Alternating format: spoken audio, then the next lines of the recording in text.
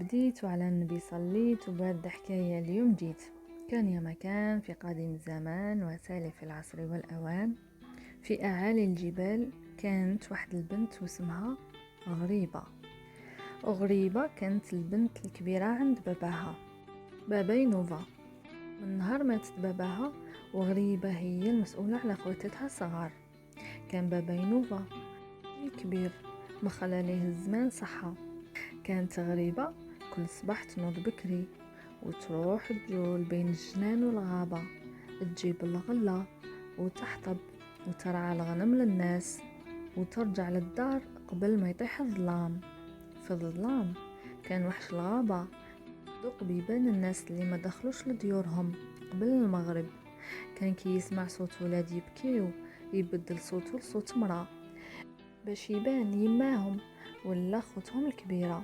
هنا غريبة كانت متفاهمة مع والدها، غير توصل تضرب الأرض بخلخالها والباب بمسايسها باش بيهم يعرفها وباب الدار يفتح لها.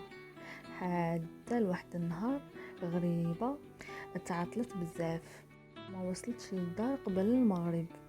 جوزت نهار صعيب، حكموها قطاع الطرق، سرقوا لها خلخالها وسرقوا لها مسايسها، ورجعت للدار في وسط الظلام. وباباها بابا نوبة مخلوع عليها، دقت عليه الباب الدار، رجاتو باش يفتح لها. بقى يشوف في ولادو الصغار وخاف عليهم ليكون وحش الغابة بدل صوته، وطلب منها تهز خلخالها. قالت له يا بابا سرقوه لي، قالها هزي المسايس، قالت له سرقوه لي. بقى يخمم بابا نوبة ويخير بين ولادو الصغار وبين غريبة، لقى ما عنده حتى كلمة سر بينه وبين غريبة يميزها على الوحش.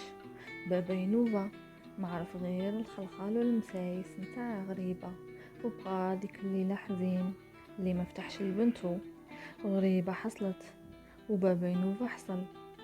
وهذه الحكاية حكوها جدودنا الأمازيغ القدام وغناو عليها وقالوا